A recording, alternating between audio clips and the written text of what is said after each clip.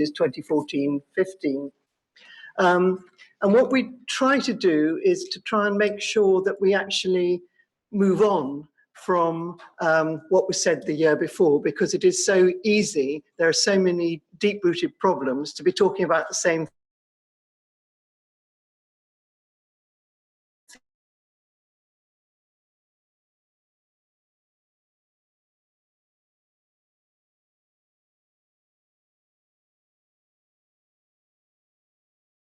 year after year. I'd like to start with the ones that we really want to debate this year. And I do want this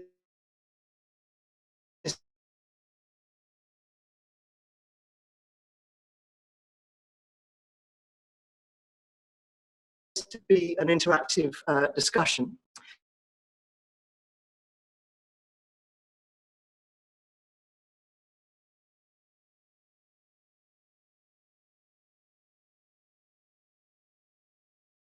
Mechanisms that are sufficient for the transaction and reliable.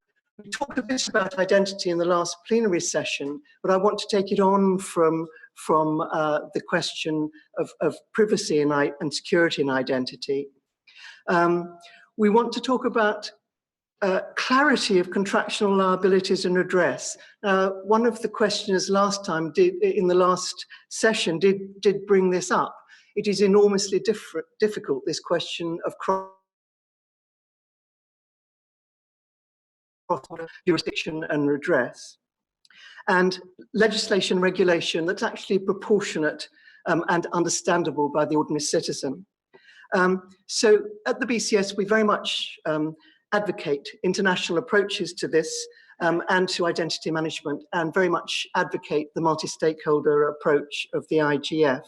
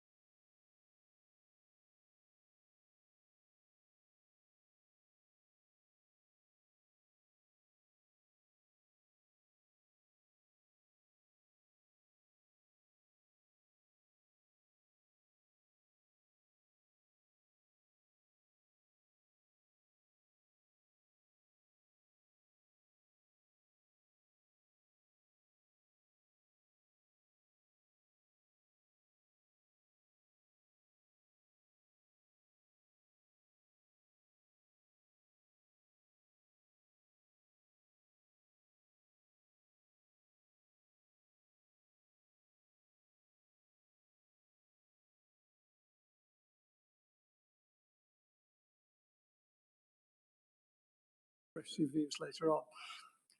Rather than me giving a definitive points of view, I'm going to introduce some pointers as to some of the issues. Hopefully,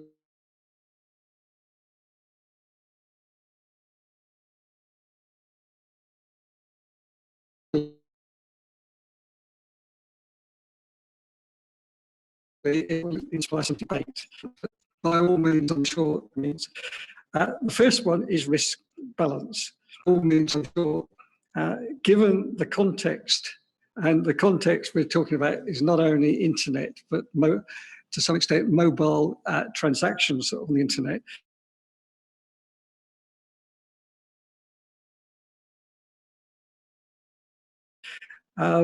We need, and quite often in a number of fora, these could well be not directly connected to the internet. For example, banking access. Then clearly, in this day and age, customers want to be able to access their bank accounts online and to do all sorts of things. But at the other end of the spectrum, interbank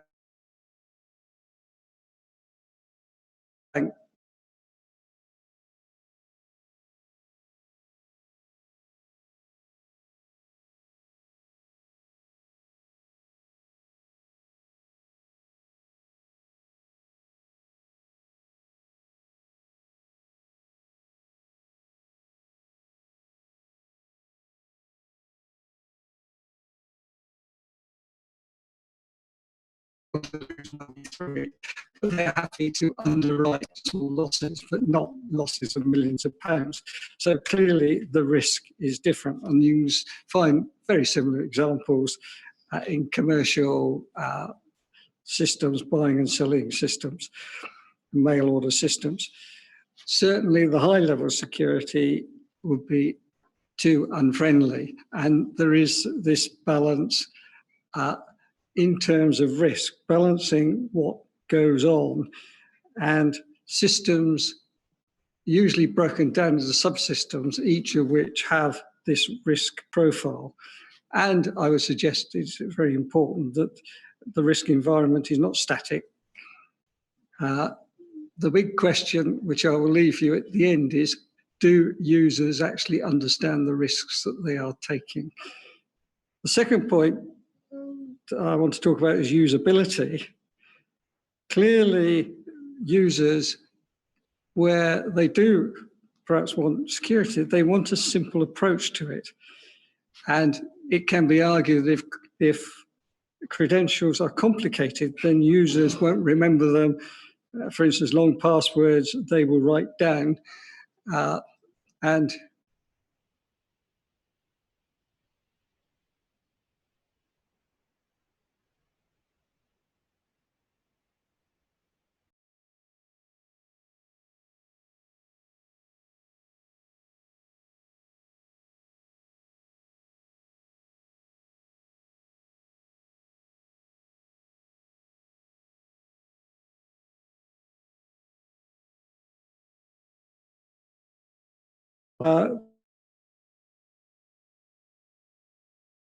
bank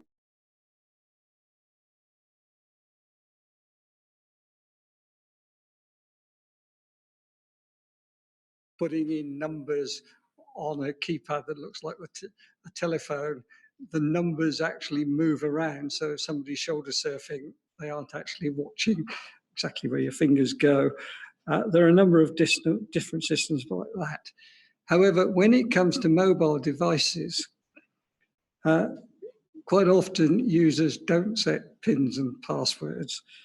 And although people talked, one of the questions earlier on was talking about biometrics, it's only now that biometrics are starting to appear on some of the devices. Now, I mean, there's a school of thought, clearly biometrics aren't 100%, but given that, perhaps they're better than nothing. And if I merge this into my third point, the question I leave you with is what's going on good enough? The third point, my final point, is on mobile money. The rise of smartphones and indeed the NFC capability, near field communications, has given rise to a number of issues. Certainly, I've just returned from Canada and the States, where I think about half the people checking in my flight were actually putting their smartphone onto a reader, not even having a piece of paper. And on their smartphone, not only is their sort of ticket, there is their identity card, there is their driving license, you name it, their life is on that particular phone. Now, that is fine as long as nothing goes wrong. If they lose it, or if something technically is wrong with it, and the work that we've done to date at looking at the security of that sort of device, there is little protection in the operating system of many of them, and indeed the apps that are on them, and it's quite easy. People do download all sorts of apps without really knowing the security on it. It is quite difficult to assure the security and integrity of that device. And there's quite often, as I've just described, lots of personal data on it. And the liability chain, if something clear, I would suggest. I don't think there's much case law at present that is very helpful in this area, but I think it's an area which users are happy to accept the risk without necessarily fully understanding the risk. We've actually in the BCS producing a work called Promoting Security and Mobile Access Services. We use the word mobile access services to cover that sort of device. And what we've come out of it is, first of all, we need to have standards in terms of helping to make these devices secure and cost effective, and to educate individuals and SMEs. And it's the same thing I think was said.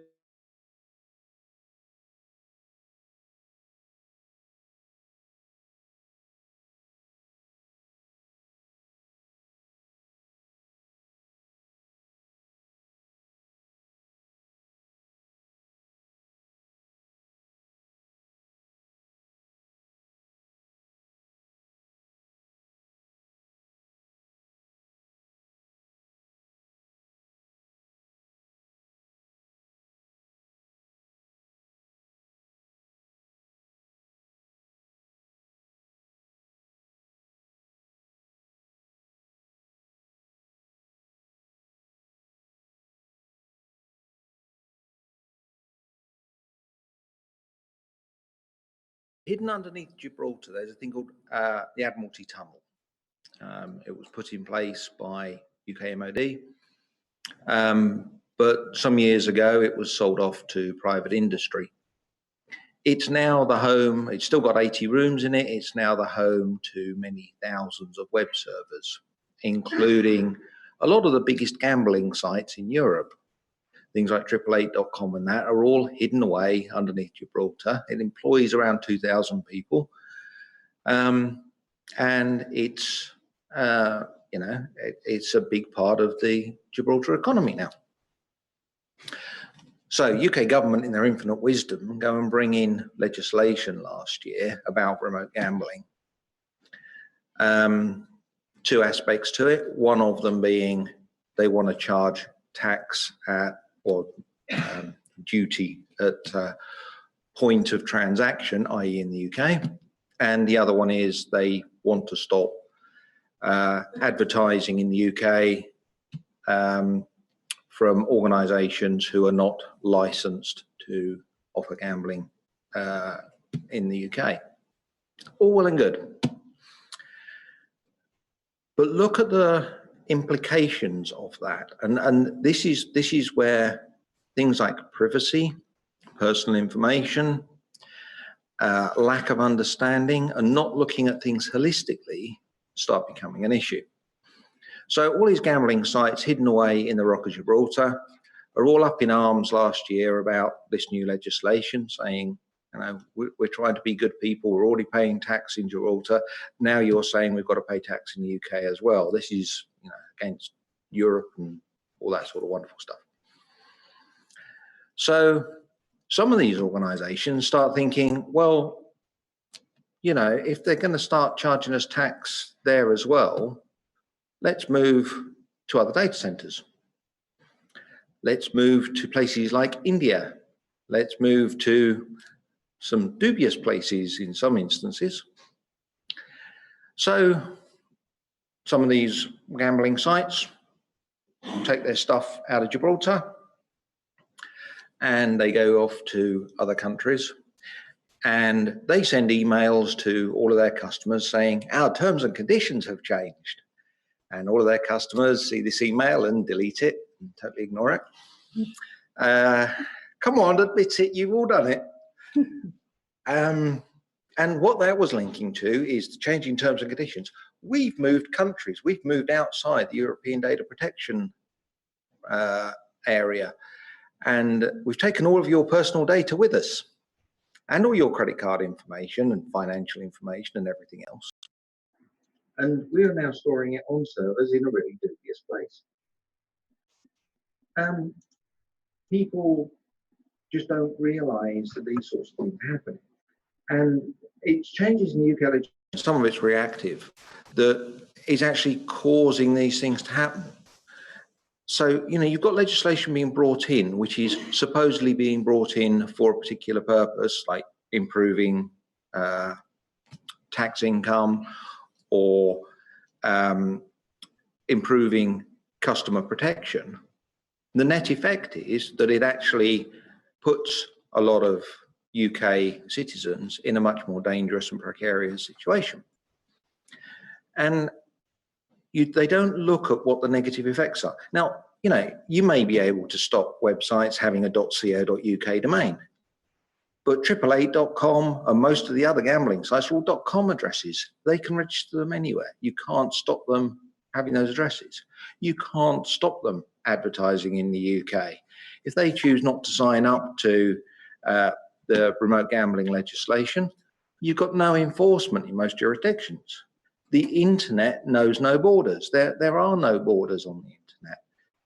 If people want to spend their money on a website that's hosted in Outer Mongolia, as long as they'll take credit cards or PayPal, you can spend your money there. Now, the other aspect of this is cross-border or cross-jurisdiction enforcement. By putting in that piece of legislation and causing those sites to move out of Gibraltar, where the UK obviously has a strong legislative footprint, they basically putting them in jurisdictions where you've got no method of enforcement. So UK government may say, hey, these guys are being bad, they're doing money laundering or they're doing whatever.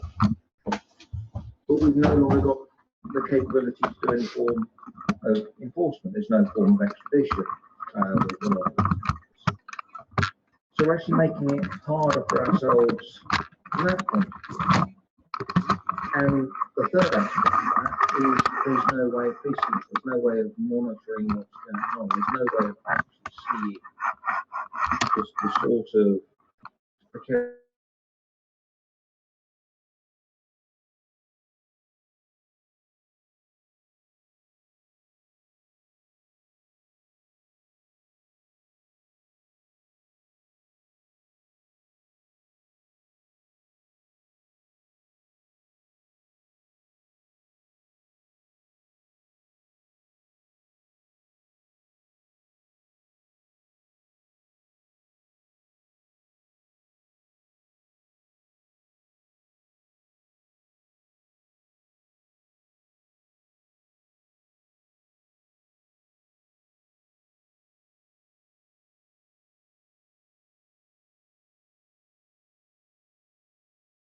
I'm John Bullard. What he particularly was concerned about when he was looking at the programme for today was that he feels that in the UK IGF, UN IGF, etc., there is actually too much emphasis on government systems rather than confederated private systems. And he wanted to make the distinction between something like EIDAS, which probably those in this room are familiar with, which is the European directive coming into force in 2016, which gov.uk verify is meant to be the UK substantiation of, which is ID for citizens within the 28 EU countries. And that's really for government to business, government to citizen, credentials being the same and usable across those 28 nations. And he says that's a very different thing to what already exists if we're talking about payments online and you're going to do the payment through a bank or a credit card, which is using it through a closed system that has very clear liability chain right the way through from the buyer to the seller, so that as the money moves from one place to another, you know precisely who it belongs to and who has liability if something goes wrong in that part of the chain. And one of the things that he was concerned about was that this is called a closed system, and lots of people, when they're talking about internet, particularly the NGOs and civil society, tend to say, as I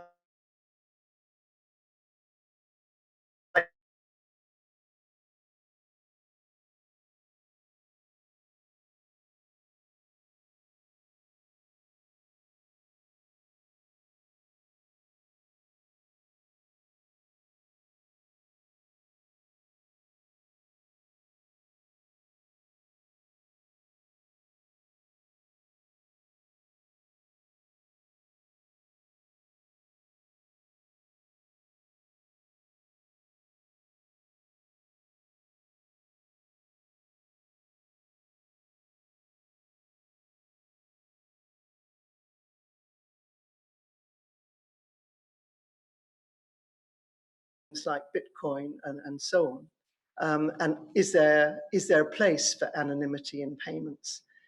Clearly, when we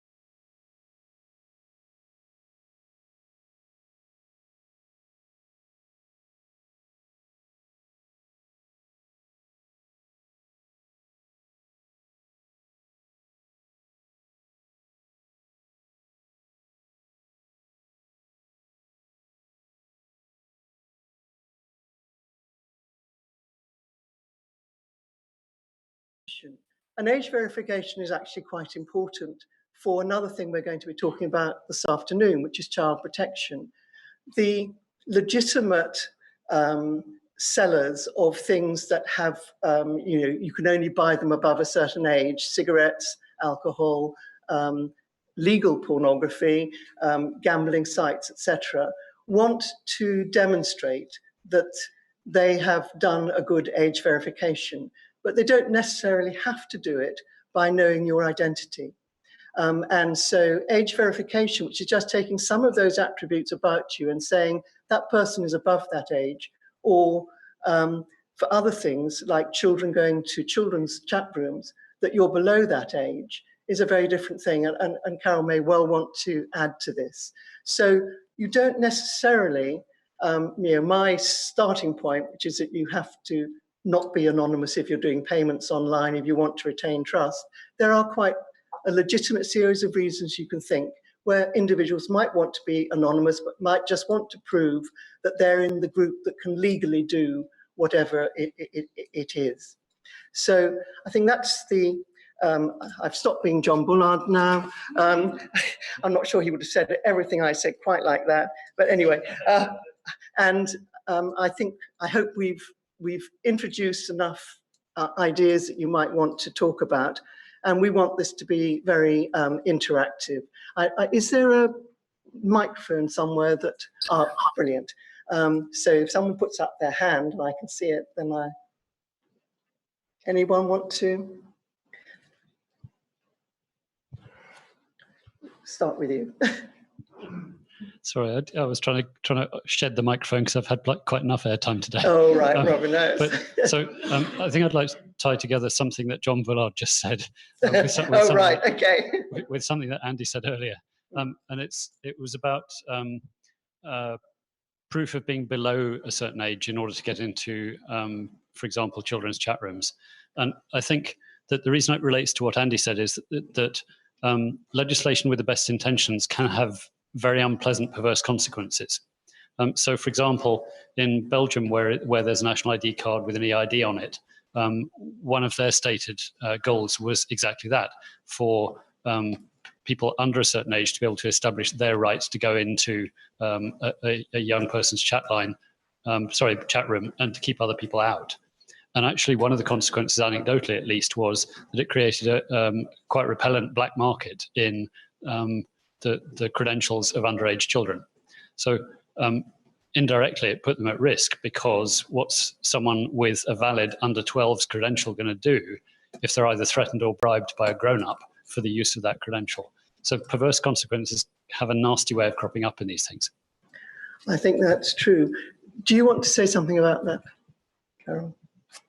Carolyn Kimber, Secretary General, DPA. Thank you for the advertisement, Louise. That was absolutely superb.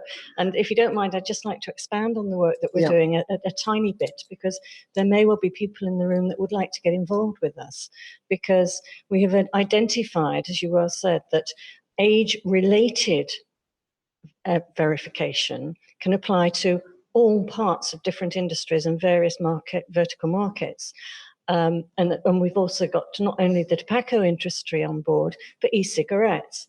At the moment, they don't have to have an age applied to their e-cigarettes being sold, but they don't want children to go online and be able to buy them.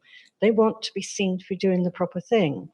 But the funny thing is, the one sector that really hasn't been interested in coming to us is the retail sector. Now, a hell of a lot of stuff is done online, and it's all very well for Sainsbury's or whoever to say, well, we deliver a box and we hand it over to somebody at a door. But how do they know that that somebody is the parent of whoever's done the ordering if it's a child? And you can't verify by using a credit card, because kids have got credit cards. They've also got Amazon cards, which allow them to buy anything without any proof of who's doing the buying, and it comes in the post. So I feel quite strongly that there's a lot of vertical markets that really ought to be included in this debate. And it's not just about a debate to inform the politicians and the civil servants. It's about a debate to try and get together enough money to bring about what's called a PAS with BSI, so that there is a privately, what's the word, Rachel? Publicly available specification, that's right. And this would be a very simple, generic piece of work that could be applied to any industry. And ultimately, it could be applied to any country, because let's face it, it's different age limits in different countries for the same things. So I think there's a lot of opportunities. And as I said, if anybody wants to get involved, then I'm here most of today, and I've got the white jacket on. Thank you. Does anyone want to follow up on that? Because I'm keen that if there's a subject people want to talk about, do you want to? Okay. We sort of talk about that and then move on to another topic. Okay. Yeah, Oscar O'Connor. Having spent a fair proportion of the last 5 or 6 years working with various retailers in both security incident response and trying to get them to take the issue of information protection, privacy, and security of online transactions seriously. There's I think, a fundamental problem, possibly exemplified by the fact that there's no one from the retail sector here, is that retailers are operating on increasingly tight margins, and it's more expensive, unfortunately, up front to do things in the way that we would describe as properly than it is to cut corners. And in the sorts of markets that Andy was talking about, the gambling market, they exist for one purpose only. And if they happen to need some of our personal data in order to take our money and run, then unfortunately that's what they're going to do. So whilst having been part of the development of a PAS previously for disaster recovery, I think it's an extremely important first step.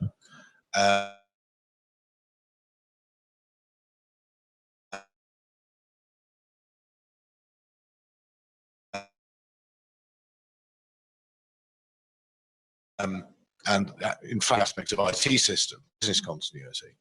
And the British standards were published 12 months apart.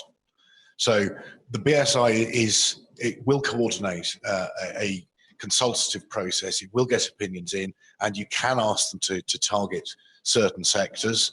I wouldn't hold your breath for the retailers, unfortunately, but if you get one or two big name retailers to publicly support the initiative, the others will follow. Okay. Andy wanted to say something, then I'll go back to, I think there are three hands up there, right? So it's a couple of points on this. I was security architect on the National ID card program when we had that. And one of the things that we were trying to achieve with that was around age verification. This idea that you could put your ID card on a reader, put your finger on a reader, and say you were trying to get into a nightclub, the announcer would see a red light if you are underage or a green light if you are overage. He had no need to see anything else. He didn't need to actually look at the card, so he didn't need to know what your name was or address. What we have today is a lot of people getting into nightclubs using driving licenses, passports. So the bouncers, not only in the case of driving licenses, see the name and the actual age, they also see the address. So you're giving away a lot more information than you need in order to prove your age. So we were looking at things like zero knowledge, proof of knowledge, and the ability to differentiate ages based on technology. And the technology is there, it's just a case of actually making it usable. Now, the point you made about Amazon is actually quite a good one, because my daughter actually has an Amazon account. It's mainly for ebooks, so she can download ebooks onto her tablet and buy ebooks. But she's 11, and she could, in theory, buy absolutely anything she wanted off of Amazon. So if she wanted a subscription to Playgirl, that's entirely possible, because she's trusted to have an account. She's trusted to use it for downloading ebooks and reading ebooks, and music. She also uses it for downloading music. And there are a lot of parents that do this, and it is a case of how do you give your children that flexibility, that respect, show them some trust, but also be able to police it and make sure that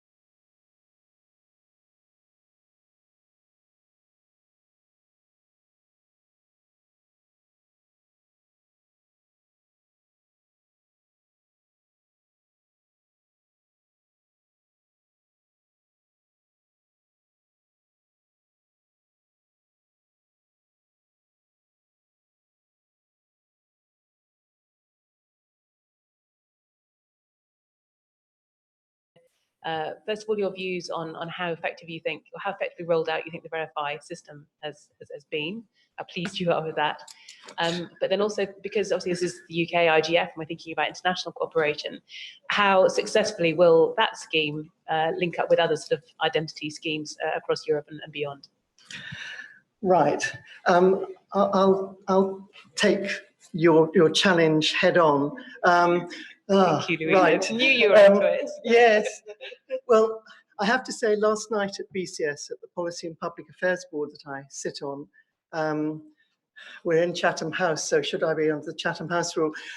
We were having a really hearty debate about the ministerial brief that we have done on precisely this topic, which those of us sitting here helped to write, and it was put up on the Policy Hub for the BCS so everyone could write into it. And on that, we said that conceptually, we agree with what the UK government is doing in Verify. The problem is the implementation, and it was a question of how strong we were going to be on the failure to date of that implementation. And I think each of us here have tried to take part in the beta tests on Verify. I can tell you why I failed the beta tests, and it said it was a failure that could not be sorted out. And that is because, like many married women in this room, I have I use both my maiden and my married name. So they were trying to cross-reference a credit rating or my bank accounts in one name with a passport in another name. And I couldn't get an ID on Verify. Another thing that happened is to do with what the ICO's rules on protecting data have been to do with data protection and credit cards. So you take that. Yeah, so I mean, I've been following the work on e-identity for a very, very long time. I don't like the Gov Verify as it currently stands. There are a couple of reasons for that. One of the issues is around data protection. Commercial organizations can only look at so much information. So they can check things you give them permission to check, and that can give a profile.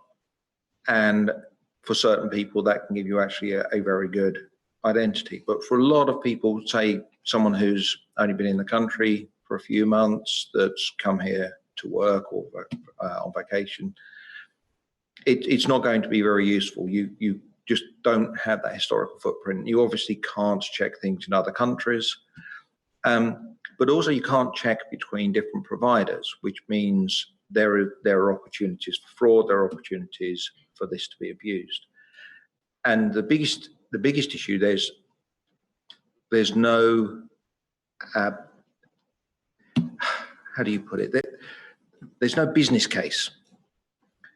The reason that a lot of things like Microsoft.net and other things have not succeeded is because they're being done by one organization. But every organization is looking for commercial advantage. So unless you have got an e-identity scheme that provides commercial advantage to all of the people that are trying to use it, you won't actually get one that other people will adopt. So if Google come up with one, Microsoft won't use it. Microsoft come up with one, Facebook won't use it. So it's very, very difficult to come up with a business case behind an e-identity scheme that everyone's going to adopt. And until you can do that, it's going to be very difficult. David, do you want to respond on? I don't think I can add as much complication to take up your time. Another interesting quirk of Verify, if you're one of the cross references you're doing is with the credit reference agency, is that if you've actually had a bank account pre-2007, the ICO in this country at that time put out an edict that banks couldn't automatically share your data with a credit reference agency. Ergo, the individual, in order to get their EID, if it's going to be cross-checked that way, has to go to their bank and say, yes, I give you permission to give my data to a credit reference agency, by the which time they've given up the unequal struggle of trying to do it. So I think to date, it has been very difficult to get large numbers, percentage of the population to get through the process. My own personal suggestion, which I've made repeatedly to the Cabinet Office, is that a small financial incentive, many people have found, will get you to do lots of things. If they wanted a lot of people to do it, if they gave them, if it costs less to renew your motor vehicle tax, they might get people to go through the whole process and sign up. But at the moment, there's no incentive, and the commercial models don't seem to be giving an incentive to a large enough cohort of people in the country to sign up with identity providers, and therefore to make the whole scheme viable, both for government work and in the wider sector. That would be my own personal view, and I wouldn't like that to be taken as a BCS view, or I wouldn't like to Chatham House. Chatham House, because we're in Chatham House. So I think it's very difficult. There's another hand lurking up there. Louise, there's a thing behind you. It's an irony. Although we're in Chatham House, it says this event is being held on the record. Oh, right. Okay, fine. But it's okay. No. So William Heath, Midex, we were Yes. one of the contractors for the Yes. first procurement of Verify, of course. And I do agree with you that with Andy, that there isn't really a business case for it. I think the ability to prove the relationships that you have online should become as a byproduct of the fact that you live life online. And I think this point that the people who are government are trying to serve most, the most urgent clients for Verify, the ones who will have to use the most digital by default public services, they are precisely the ones that are unbanked and are not well known to the credit agencies. And this is a major problem for adoption, I think, for Verify. But it's a problem to which the solution lies in the government and in public services' own hands. Because the people who need most public services are pretty well known to the DWP or to social services in the local authority or to the health service. Some of them have just come out of care. Some of them have just come out of prison, and for whom there's a very, very strong identity. So if the Verify challenge is approached by means of the issuance of verified attributes from the organizations with which the individual has a known relationship, and if the individual is able to acquire and store and to reuse the attribute that says, I'm known to DWP, I'm known to this utility company, to my local council, I think that's the way out of the Verify conundrum. And that's certainly the approach that we have advocated, and it's the one that we're pursuing wholeheartedly. Okay, thank you very much. Has anyone got anything else on that? Rachel? Pick up on William's point, I'm working with the Digital Policy Alliance and gathering the requirements from relying parties in relation to age attributes. And one of the things that government has said all along with respect to under 18s is, oh, we do have data about them, but there's absolutely no way on this planet that we're going to give that out. But in fact, every single day, that data is given out to third parties who supply virtual learning environments to young people in school. So when you sign in, when your kid signs in, if they're key stage 1, 2, or 3, that access token is issued to them. So it has jumped the perimeter of government thing. And if they could use something like Midex to store that attribute and then enable that to be used in an environment where, for example, YouTube have realized, Google, the founders of Google, they have kids now and they've grown up, so they've realized, oh, actually, these kids are power users. So they've developed YouTube for kids. So the inclusion of the ability to access that access attribute, it's not even an age necessarily, it just says the age group that they're in. So I think there's a lot of scope for creativity in terms of understanding how we use the data that is available in ways that meet the requirements of specific sectors. And also speaking to your point, Louise, that if we set the standards so high at LOA 4, 3, 2, then we're going to hit problems. But if we try and understand that between LOA 1 and 2, how do we navigate that and address that to meet the needs of the commercial sector? I think that's a discussion worth having, and the BCS's open standards are very interesting perhaps in that regard. Yeah. Just a quick point.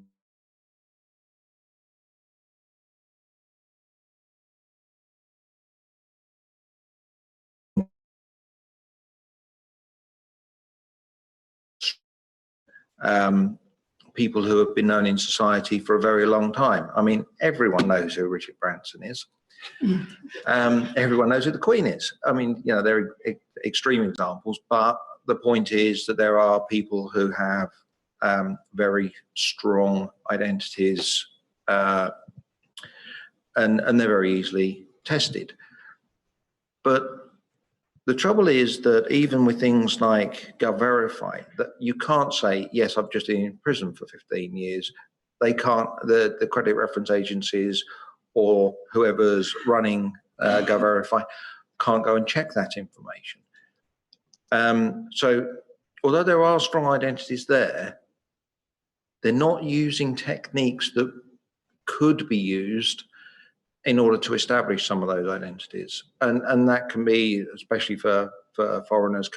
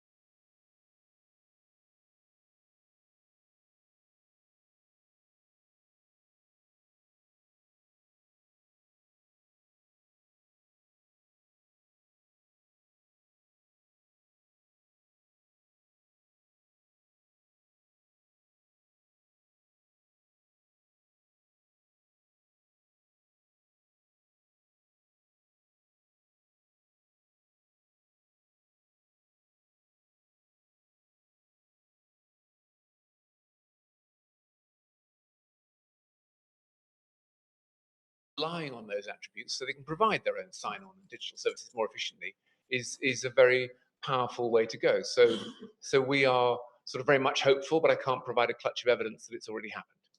Okay, well that's good to know.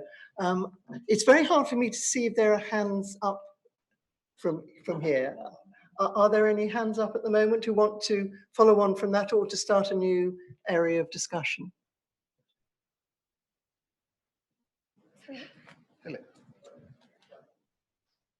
I was going to possibly start a new area of discussion. Yeah, please. Because you referred to EIDAS earlier on. And last week, BIS was hosting a session that was trying to get financial services interested in EIDAS. And one of the most interesting presentations there was on UETP, which is roughly summarizes as a digital secure barcode. And the consortium engaged in it included all the great and the good, but basically, if you look at global trade and the Internet of Things, virtually everything that might have a chip in it probably already has a barcode identifying it. And if one moves into the concept of the electronic equivalent of the barcode as a standard and a world of IPv6 where potentially everybody has their own unique internet address and their UETP code and their what have you, and trying to look at the internet governance issues, I'm trying to get my head around the potential of a world in which there are potentially unique, secure identities which marry the internet address, the device and so on, and trusted computing and so on. And I'm trying to get my head around why it is nobody's looking at the issues And the main one that I can find out is that if the technology ever were to work, 90% of the information security professionals would be out of a job. What are the actual obstacles that get in the way, bearing in mind we've had technologies around for ages that handle most of the issues? The test case for a cable authentication as an electronic signature was 1867. Those closed networks that John Bullard refers to have been running not just for decades, but over a century. And yet we're trying to find other ways of doing things that people have been doing for ages.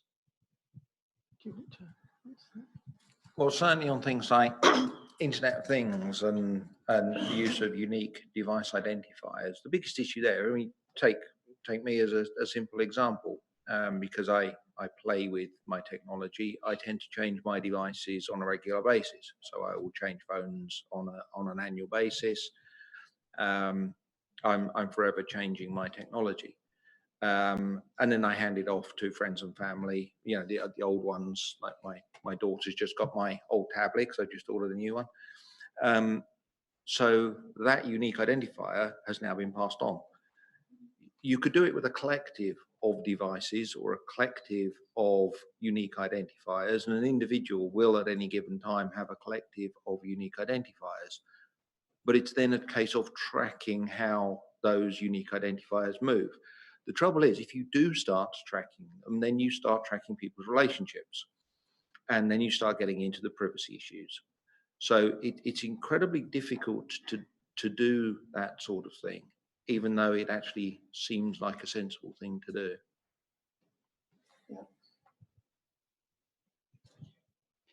Yeah, I think that the implications of IPv6 are very interesting. Andy, you probably remember under the previous administration, there were some proposals to limit access to, as Louise says, to legal porn by requiring households to register. And that struck me as strange in the sense that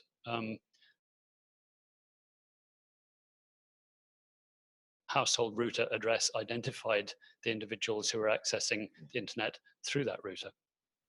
When you move to IPv6, it's a rather different prospect, because not only do you have the prospect of unique IPv6 addresses per individual, but there will be multiple unique IPv6 addresses associated with that individual, because multiple things on their person and around them will have unique addresses. And so as Andy suggests, what there will actually be is a sort of pigpen-like cloud, if you remember the little character from the Peanuts cartoons, of stuff clustered around you. So the metaphor that I've started using for that is that all those little pieces of data collectively create a gravity well from which it is very difficult to escape. They're not massive, each and every one of them, but combined, they make it almost impossible for you to deny that it was you.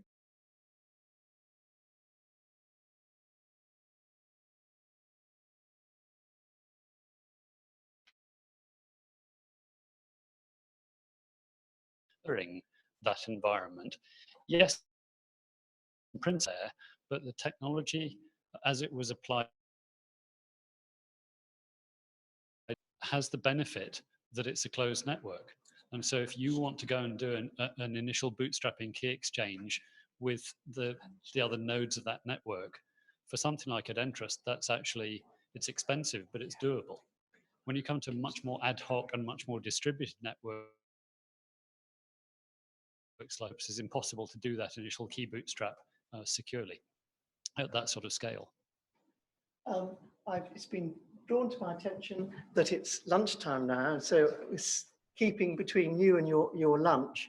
There was one area that I was hoping we would cover that we haven't, but I just throw it out for people to have a look at the annex to the Digital Economy Act that the EU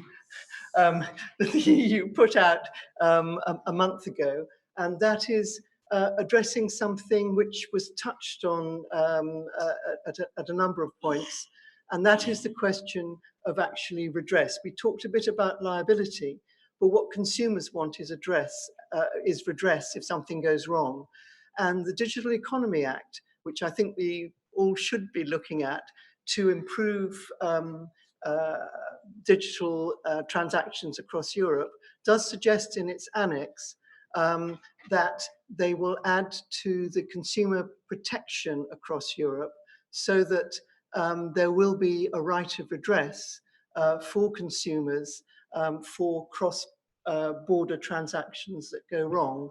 And I think that's probably quite an important thing to look at. Very complex to do, but I would just like to throw that out into the audience as something perhaps you'll all go and have a look at it. Now, was there anyone who hasn't spoken, had a burning point to make? Otherwise, I'll ask everyone to go and get your lunch. No, lunch is, oh no, there's someone at the back, right? Yes?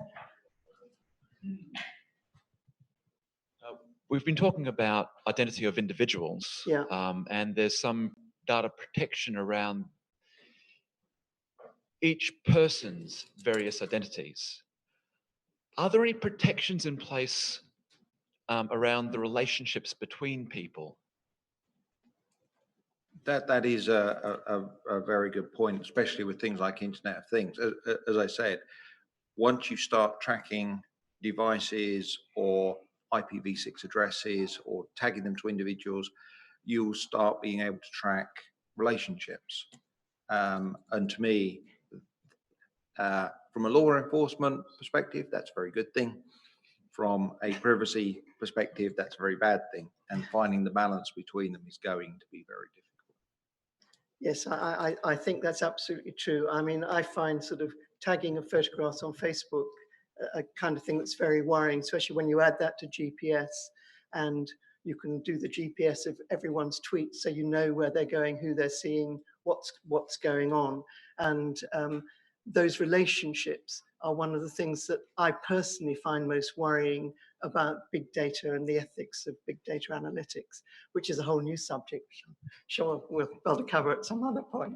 Thank you all very much for your attention and for your inputs, and I'd like to thank Andy and David and John for their inputs. Thank you very much.